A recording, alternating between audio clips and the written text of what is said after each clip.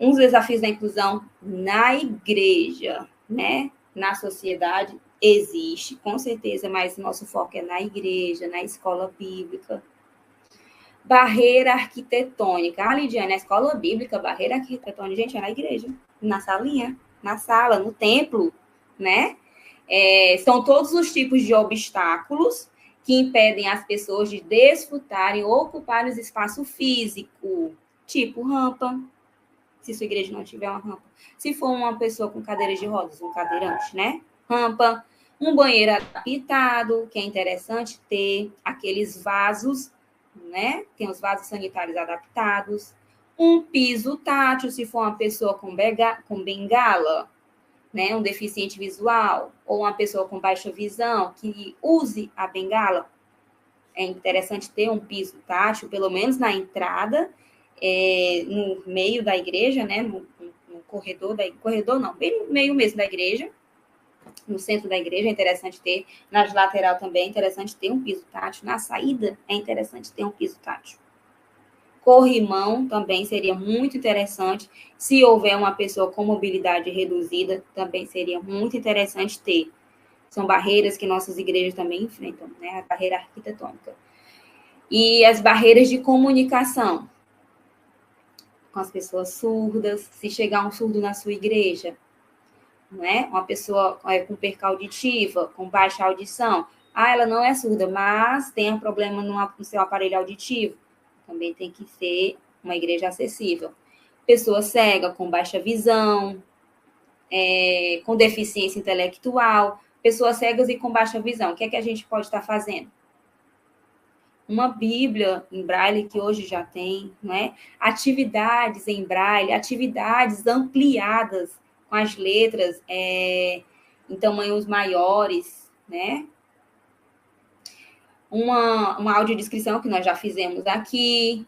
A Libras, desde a recepção na nossa igreja também a gente usa muito isso. Os irmãos, a Beth, a nossa intérprete, o irmão Nildo, eles trabalham com isso, dão aulas aos domingos, justamente para a igreja ser acessível. Eles dois são os voluntários que dão aulas aos domingos lá antes do culto. Principalmente para o Ministério de Recepção. Hoje, o nosso Ministério de Recepção, quando chega algum surdo, já cumprimenta, irmãos. Boa noite, tudo bem? Seja bem-vindo. O básico, é só o básico. Não precisa ser sinalizante, ser fluente, mas só o básico para quebrar a barreira de comunicação. Nisso a igreja vai trabalhando aos poucos, um passo de cada vez, né? Mas a gente vai conseguindo. Barreira nos espaços virtuais. Tipo, hoje, se nós tivéssemos surdos, se a gente tem algum surdo assistindo, hoje a gente está tendo a interpretação, né?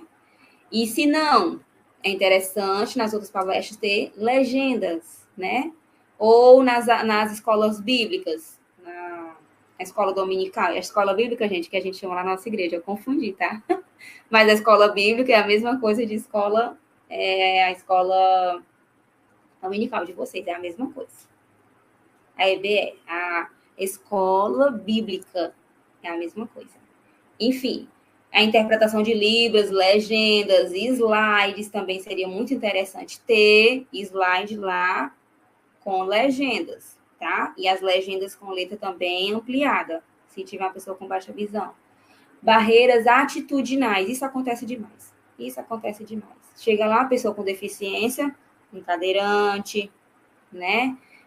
Um deficiente intelectual, que a gente realmente não tem como, a deficiência intelectual, a deficiência não visível, não tem como a gente, né?